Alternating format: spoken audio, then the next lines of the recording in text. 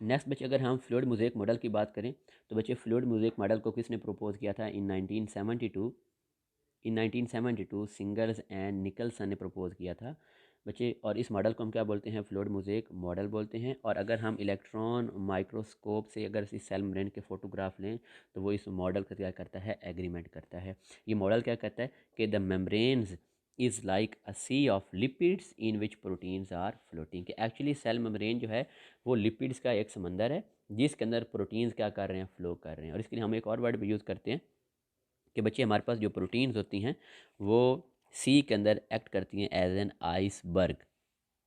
मतलब जो लिपिड है वो क्या है, सी है, और उसके अंदर वो जो लार्ज आइसबर्ग हैं, जो बर्फ़ के टुकड़े जो फ्लो कर रहे हैं, वो क्या हैं, वो प्रोटीन्स हैं। अब जो प्रोटीन्स जो होती हैं वो उस लिपिड बाइलेयर के अंदर जो हैं वो उसके लिए उसके अंदर कॉन्टीन्यूस भी नहीं होती। मतलब जो प्रोटीन्स लेयर होती हैं, these are not continuous, these are not confined to the surface of membrane, बल्कि ये लिपिड बाइलेयर के अंदर एक मोज़ेक मैनर के अंदर क्या होती हैं, ये इम्बेडेड होती हैं। और ये जो मॉडल है ये भी बहुत ज़्यादा एक्सेप्टेड वन मॉडल है। ये हम इसके डायग्राम देखें बच्चे, ये देखें, ये लिपिड बाइलेयर का क्या है, सी है, और उसके अंदर मोज़ेक मैनर के अंदर डिफरेंट पोजीशन के ऊपर उसके अंदर प्रोटीन्स क्या हुई हैं, इम्बेडेड हुई हैं। ठीक है। अब बच्चे अगर हम इसके नेक्स्ट इसके स्ट्रक्चर की बात करें, स्ट्रक्चर और वही पॉइंट पर लिखा हुआ है कि structure and arrangement of membrane protein and the fluid mosaic model are like the iceberg in the sea. अब बच्चे जो प्रोटीन होती हैं वो डिसकॉन्टीन्यूस मैनर के अंदर, एक मोज़ेक मैनर के अंदर डिस्ट्रीब्यूटेड हैं, वो इवनली डिस्ट्रीब्यूटेड नहीं हैं। और कुछ बच्चे ऐसी प्रोटीन्स भी होती हैं कि जो लिपिड शीट के अंदर कम्प्लीटली डीपली क्या होती हैं, वो पेनिट्रेट करती हैं, और वो उनको मेनली बच्चे हम बोलते हैं कैरियर प्रोटीन बोलते हैं। हम इसकी प्रोटीन के टाइप्स भी नेक्स्ट पढ़ेंगे कि कौन कौन सी प्रोटीन जो होती हैं वो इस लिपिड बाइलेयर के अंदर मौजूद होती हैं। उसके अलावा बच्चे जो प्लाज्मा मेम्ब्रेन के जो कंपोनेंट्स होते हैं वो मोबाइल होते हैं and they are capable of coming together to engage in various types of transient and semi permanent interaction। Next बच्चे इसकी कंपोजिशन की बात करें तो इसमें 40% होती हैं, सॉरी 20 to 40% इसके अंदर बच्चे फॉस्फोलिपिड होते हैं, 60 to 80% इसके अंदर प्रोटीन्स होती हैं, और स्मॉल क्वांटिटी में इसके अंदर बच्चे कार्बोहाइड्रेट भी होता है। थिकनेस की बात करें तो बच्चे 7 नैनोमीटर इसकी थिकनेस होती है। इसके बेसिक स्ट्रक्चर में एक फॉस्फोलिपिड की बाइलेयर होती है।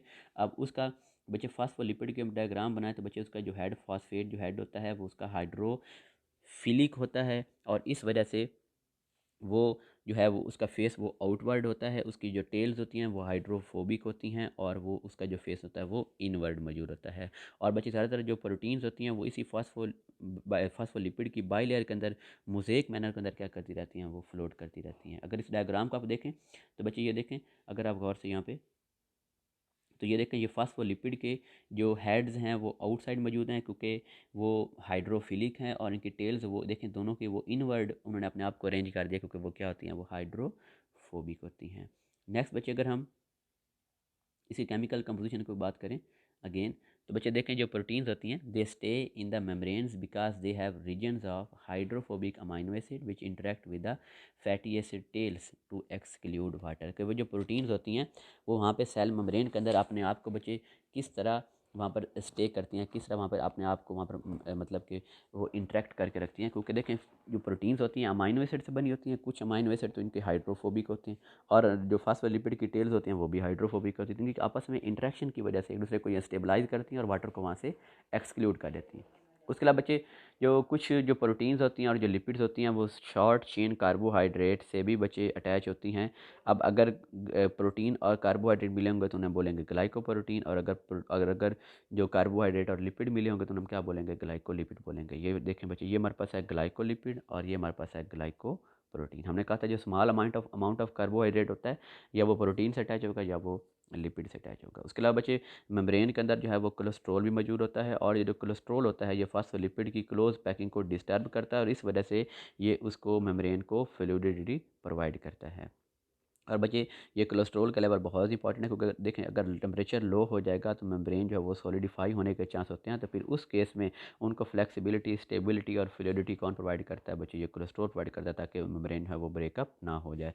अब बच्चे देखें, इस प्लाज्मा मेम्ब्रेन के अंदर जो हमारे पास इसकी जो दोनों साइड्स होती हैं वो एसिमेट्रिकल होती हैं, वो कंपोजिशन और फंक्शन के अंदर भी जो है वो इक्वल नहीं होती, वो दोनों डिफरेंट होती हैं।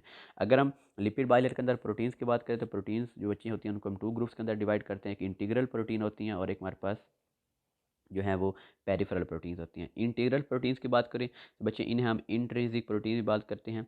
और ये जो प्रोटीन्स होती हैं बच्चे ये डायरेक्टली लिपिड बाइलेयर के अंदर इनकॉर्पोरेटेड होती हैं, इन्हें हम इंटीग्रल प्रोटीन बोलते हैं। और बच्चे ये एक चैनल बनाते हैं जिस चैनल के थ्रू जो वाटर सॉल्युबल जो सब्सटेंसेस होती हैं वो सेल के इनसाइड आउटसाइड एक्स्ट्रा सेलुलर और इंट्रा सेलुलर कंपार्टमेंट के दरमियान बच्चे क्या करते रहती हैं, वो मूव करती रहती हैं। यहाँ पर अगर आप गौर से देखें तो बच्चे ये देखें, ये हमारे पास हैं इंट्रिंसिक प्रोटीन जिन्होंने लिपिड बाइलर के अंदर कम्प्लीटली उन्होंने क्या किया हुआ है, पेनिट्रेट किया हुआ है और ये एक्ट कर रही हैं एज अ प्रोटीन चैनल। ये देखें ये प्रोटीन चैनल, और ये हमारे पास कौन सी होंगी, इंट्रिंसिक प्रोटीन होगी। और कुछ ऐसी हैं जो जस्ट पेरिफेरी पर पड़ी हैं, किनारे पर पड़ी हैं, इन्हें हम क्या बोलते हैं, इन्हें हम एक्सट्रिंसिक प्रोटीन बोलते हैं, ये पेरिफेरी प्रोटीन बोलते हैं। वो अपने डायग्राम से देख लिया। ये सेकंड बच्चे हमारे पास आ गए हैं पेरिफेरल प्रोटीन जिन्हें हम एक्सट्रिंसिक प्रोटीन भी बोलते हैं। ये लिपिड बाइलेयर के आउटसाइड मौजूद होती हैं। अब देखें यहाँ पर दोनों पॉसिबिलिटीज़ हैं कि ये एक्स्ट्रा सेलुलर साइड पर भी मौजूद हो सकती हैं या साइटोप्लाज्मिक सरफेस पर भी मौजूद हो सकती हैं। और ये मेम्ब्रेन के साथ इनका एक लूज़ जो है वो कम्बिनेशन इनका होता है। उसके बच्चे जो प्रोटीन्स अगर वो लिपिड से मिलेंगी तो उन्हें बोलेंगे लिपोप्रोटीन, और अगर वो कार्बोहाइड्रेट से मिलेंगी तो उन्हें हम क्या बोलेंगे, glycoprotein, which are arrange as mosaic within the cell membrane. अगर हम ग्लाइकोलिपिड और ग्लाइकोप्रोटीन के रोल के बारे में बात करें, बच्चे देखें हमारे पास जो lipid, protein and carbohydrate they are responsible for the functional diversity of membrane. First of all अगर हम लिपिड बाइलेयर की बात करें तो बच्चे जो लिपिड बाइलेयर है वो प्लाज्मा मेम्ब्रेन को क्या बनाती है, डिफरेंशियली परमेबल बनाती है, जो कि नॉन पोलर सब्सटेंस को अपने में से इजीली क्रॉस करने देगी, लेकिन पोलर सब्सटेंस और आयनिक जो मटेरियल्स हैं उनको आपस में से मूव नहीं करवाने दे रही। तो वो डिफरेंशियली परमेबल है, मतलब एक ख़ास चीज़ों को जो है वो नॉन पोलर को गुजरने दे रही है, पोलर को नहीं गुजरने दे रही। जो मेम्ब्रेन्स प्रोटीन्स होती हैं वो प्लाज्मा मेम्ब्रेन को बना देती हैं सिलेक्टिवली परमिएबल, मतलब जो सिलेक्टिवली चीज़ें होंगी वो इनसाइड आउटसाइड मूव करेंगी, बाकी जो है वो मूव नहीं करेंगी, वो अंदर ही रहेंगी। जैसे देखें अगर ग्लूकोज की कंसनट्रेशन जो इनसाइड है वो प्रॉपर है तो फर्दर जो ग्लूकोज है वो सेल के अंदर एंटर नहीं होगी। इस तरह अगर हम एक्सट्रिंसिक प्रोटीन की बात करें तो बच्चे जो एक्सट्रिंसिक प्रोटीन होती हैं वो फंक्शन करती हैं एज अ रिसेप्टर, और बच्चे वो स्टिमुलाई को रिसीव करती हैं और इन्वायरमेंट से स्टिमुलाई को रिसीव करेंगे, उस चेंज को रिसीव करेंगे, फिर सेल को इन्फॉर्म करेंगे और सेल उसके अकॉर्डिंग क्या करता है, रिस्पॉन्ड करता है। जो इंटीग्रल जो प्रोटीन्स होती हैं उन्हें हम परमियासिस बोलते हैं, जो डीपली पेनिट्रेट होती हैं क्योंकि वो डिफ्यूजन, ऑस्मोसिस और active transport of the ionic material उन्हें क्या करती हैं, रेगुलेट करती हैं। जो बच्चे मेम्ब्रेन कार्बोहाइड्रेट हैं, ग्लाइकोप्रोटीन, ग्लाइकोलिपिड, अगेन यहाँ पर लिखा हुआ है कि वो रिसेप्टर साइट की तरफ एक्ट करती हैं जो स्टिमुलाई को रिसीव करती हैं, लाइक हार्मोन रिसेप्टर साइट हैं, receive nerve impulses, recognition of antigen and food material, thus inform cell for the response. उसके बच्चे जो मेम्ब्रेन जो कार्बोहाइड्रेट्स होते हैं they are also responsible for the endocytosis. अब एंडोसाइटोसिस बच्चे टू टाइप्स के होते हैं, फेगोसाइटोसिस और पिनोसाइटोसिस। सेल ईटिंग की बात करें तो उसे हम फेगोसाइटोसिस बोलते हैं, जिसमें कोई सॉलिड मटेरियल वो उसके सेल के इनसाइड मूव करता है, और अगर कोई लिक्विड सब्सटेंस सेल के इनसाइड मूव करेगी उसे हम ड्रिंकिंग ऑफ द सेल बोलते हैं, जिसे हम पिनोसाइटोसिस बोलते हैं।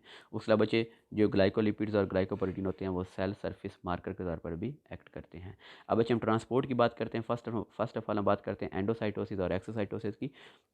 देखें बच्चे एंडोसाइटोसिस वो प्रोसेस है कि जिसके ज़रिए जो मटेरियल है वो सेल के इनसाइड मूव करता है, कैसे, by the infolding of the cell membrane in the form of vacuole. दो तरह की होती है, फेगोसाइटोसिस, पिनोसाइटोसिस। अगर वो सॉलिड पार्टिकल है, अगर वो मेम्ब्रेन की इनफोल्डिंग से इनसाइड मूव किया गया उसे हम क्या बोलेंगे, फेगोसाइटोसिस बोलेंगे।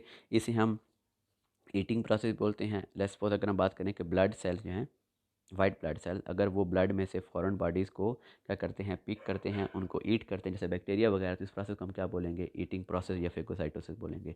अगर कोई लिक्विड मटेरियल बल्क के अंदर क्वांटिटी के अंदर है, अगर वो वेसिकल की फॉर्म में, अगर वो सेल के इनसाइड मूव करता है तो उसे हम पिनोसाइटोसिस बोलते हैं, और उसे हम सेल ड्रिंकिंग भी बोलेंगे। ये देखो ये बच्चे एंडोसाइटोसिस, और ये देखें एंडो इनसाइड मूव कर रहे हैं और यहाँ पर ये आउटसाइड जो है वो मूव कर रहे हैं, एक्सोसाइटोसिस है। नेक्स्ट बच्चे यहाँ बात करते हैं डिफ्यूजन और फैसिलिटेटेड डिफ्यूजन की। डिफ्यूजन जस्ट हम किसे बोलते हैं कि बच्चे चीज़ का या किसी आयंस का high concentration to low concentration move करना। ये पैसिव ट्रांसपोर्ट है, इसमें कोई एटीपी की जो है वो एनर्जी की वो ज़रूरत नहीं होती। अगर हम इसकी रेट ऑफ डिफ्यूजन के टू फैक्टर की बात करें, देखें जितना कंसनट्रेशन की रेट जितना स्टीपर होगा, उनमें कंसनट्रेशन में जितना डिफरेंस ज़्यादा होगा तो रेट ऑफ डिफ्यूजन उतना ज़्यादा होगा। सेकंड बच्चे सरफेस एरिया, अगर मेम्ब्रेन का सरफेस एरिया जिसमें से डिफ्यूजन होनी है, अगर उसका सरफेस एरिया जितना ज़्यादा होगा तो वहाँ पे भी रेट ऑफ डिफ्यूजन उतना ज़्यादा होगा। फैसिलिटेटेड डिफ्यूजन की बात करें बाद में बच्चे क्या होते हैं, तो कुछ ऐसे चार्ज पार्टिकल भी होते हैं कि जो खुद ब खुद मेम्ब्रेन के अक्रॉस मूव नहीं कर सकते, बल्कि उनको जब जो कोई ना कोई कैरियर प्रोटीन वगैरह, चैनल प्रोटीन वगैरह, वो उनको high concentration to low concentration pick करके लेकर आती है, तब हम बॉडी का यूज़ करते हैं फैसिलिटेटेड डिफ्यूजन। मतलब अगर वहाँ पर कोई कोई कैरियर प्रोटीन, कोई प्रोटीन जो कोई ट्रांसपोर्ट प्रोटीन इन्वॉल्व हो जाए, वो ट्रांसप्रोटीन प्रोटीन या कैरियर प्रोटीन जो है, या वो ट्रांसपोर्ट जो प्रोटीन है, अगर वो उन सब्सटेंस को कैरी करके लेकर आएगी high concentration to low concentration, तो जैसे हम क्या बोलते हैं, फैसिलिटेटेड डिफ्यूजन बोलते हैं। इसमें मेनली 2 प्रोटीन्स इन्वॉल्व होती हैं। एक बच्चे स्पेसिफिक कैरियर प्रोटीन है जो एक मेम्ब्रेन से दूसरे मेम्ब्रेन को सेल को कैरी करके लेते हैं, बाकी कुछ चैनल प्रोटीन होती हैं। And these proteins the proteins that open and close to control the passage of selected discharge particle. और बच्चे चैनल प्रोटीन की एक फिक्स्ड शेप होती है, मतलब एक कैरियर प्रोटीन होती है और एक हमारे पास चैनल प्रोटीन होती है। नेक्स्ट ऑस्मोसिस की बात करें बच्चे, ऑस्मोसिस के अंदर हम बोलते हैं कि वाटर का high concentration to low concentration move करना through a partially permeable membrane. और बच्चे ये एक किस्म की डिफ्यूजन ही है, और इसमें जो है हम सिर्फ और सिर्फ वाटर मालिक्यूल की मूवमेंट की बात करते हैं, और एक और बात करते हैं कि वो जो वाटर होता है वो एक सेमी परमेबल मेम्ब्रेन से मूव करके high concentration to low concentration आता है। बच्चे एक्टिव ट्रांसपोर्ट की बात करें तो इसमें कंसनट्रेशन ग्रेडियंट के अगेंस्ट मॉलिक्यूल मूव करते हैं, from low concentration to high concentration move करते हैं। जो एक्टिव ट्रांसपोर्ट होती है ये जस्ट वन डायरेक्शन में होती है, लेकिन जो डिफ्यूजन होती है वो दोनों डायरेक्शन में, वो रिवर्सिबल होती है। उसके अलावा बच्चे जो एक्टिव ट्रांसपोर्ट है, ये इसके अंदर बच्चे जो है वो एटीपी भी चाहिए होती है, क्योंकि उनको हमने कंसंट्रेशन ग्रेडियंट के अगेंस्ट मूव करवाना है। और एटीपी कहाँ बनती है, बाय द सेलुलर रेस्पिरेशन। अब अगर सेलुलर रेस्पिरेशन नहीं होगी तो एटीपी नहीं बनेगी, अगर एटीपी नहीं होगी तो फिर एक्टिव ट्रांसपोर्ट जो है वो इम्पॉसिबल है, वो पॉसिबल नहीं हो सकती। अगर हम बच्चे ट्रांसपोर्ट ऑफ सब्सटेंस की बात करें अक्रॉस द सेल मेम्ब्रेन, तो बच्चे ये हम जो अगेन सब चीज़ें रिवाइज करने जा रहे हैं कि जो सेल मेम्ब्रेन होती है वो सेल कंटेंट्स और इन्वायरमेंटल सब्सटेंस के दरमियान बैरियर के तौर पर काम करती है। कुछ सब्सटेंस गुजरने की इजाज़त नहीं देती है, कुछ को गुजरने की इजाज़त नहीं देती, जिसकी वजह से सेल मेम्ब्रेन को हम क्या बोलते हैं, डिफरेंशियली परमिएबल और सिलेक्टिवली परमिएबल मेम्ब्रेन। और बच्चे इसकी जो सब्सटेंसेस जो लिपिड सॉल्युबल होती हैं वो इजीली प्लाज्मा मेम्ब्रेन को क्रॉस कर लेती हैं। उसके अलावा जो न्यूट्रल जो चीज़ें होती हैं, जो गैस के मॉलिक्यूल जैसे वाटर है, ग्लूकोज है, वो न्यूट्रल होते हैं, वो भी इजीली पास कर लेते हैं, लेकिन जो चार्ज पार्टिकल होते हैं उनको क्रॉस करने में डिफ़िकल्टी होती है। अब बच्चे देखें, बाद दफ़ा क्या होता है कि पैसिव ट्रांसपोर्ट के ज़रिए चीज़ high concentration to low concentration move कर रही होती है, हालांकि उस चीज़ की ज़रूरत भी नहीं होती, लेकिन सेल के अंदर वो कम्युलेट होना शुरू हो जाती है। बाद दफ़ा उन चीज़ों को कंसनट्रेशन के ग्रेडियंट के अगेंस्ट लेकर जाया जाता है, from low concentration to high concentration. और अगर हमने उनकी अप हिल मूवमेंट करवानी है, ग्रेडियंट के अगेंस्ट मूवमेंट करवानी है, तो उसके लिए एटीपी की भी ज़रूरत होती है, और उसे हम क्या बोलते हैं, एक्टिव ट्रांसपोर्ट बोलते हैं। नेक्स्ट बच्चे हम प्लाज्मा मेम्ब्रेन के फंक्शन की बात करें, function of the plasma membrane protein. तो बच्चे जो प्रोटीन्स होती हैं प्लाज्मा मेम्ब्रेन के अंदर वो एक्ट करती हैं as an transport protein, carrier enzyme, receptor or as antigen, sorry carrier नहीं, कैरियर प्रोटीन के तौर पर काम करती हैं, या ट्रांसपोर्ट चैनल के तौर पर काम करती हैं, या इंजाइम के तौर पर काम करती हैं, या रिसेप्टर या एंटीजन। फर्स्ट हम बात करते हैं channel protein and carrier protein. तो बच्चे जो जो सर्टेन प्लाज्मा प्रोटीन है वो सेल मेम्ब्रेन के इन साइड आउट साइड मालिक्यूल की पैसेज के अंदर इन्वॉल्व होती हैं। कुछ उनमें से चैनल प्रोटीन होती हैं जो सब्सटेंस को सिंपली उस मेम्ब्रेन के अक्रॉस मूव कराती हैं, मतलब उनको वो एक रास्ता प्रोवाइड करती हैं, एक पैसेज प्रोवाइड करती हैं, जिसके थ्रू वो आसानी से मूव कर जाते हैं। और बच्चे उसके अलावा कैरियर प्रोटीन भी होती हैं जो सब्सटेंस को अपने साथ मिलाती हैं, कंबाइन करती हैं, और फिर उनको जो है वो मेम्ब्रेन के अक्रॉस मूव करवा देती हैं, उन्हें बोलते हैं कैरियर प्रोटीन। इंजाइम्स की बात करें तो कुछ प्लाज्मा जो मेम्ब्रेन की जो प्रोटीन्स होती हैं उनका एंजाइमेटिक फंक्शन भी होता है, जैसे हम बात करें adenylate साइक्लेज which convert ATP into the cyclic AMP, मतलब जो एडिनोसिन ट्राइफॉस्फेट को साइक्लिक एडिनोसिन मोनोफॉस्फेट के अंदर कन्वर्ट करते हैं। रिसेप्टर मॉलिक्यूल की बात करें तो बच्चे कुछ प्लाज्मा मेम्ब्रेन की कुछ जो प्रोटीन्स होती हैं वो रिसेप्टर के तौर पर भी काम करती हैं, और वो अदर सेल से सिग्नल क्या करती हैं, रिसीव करती हैं।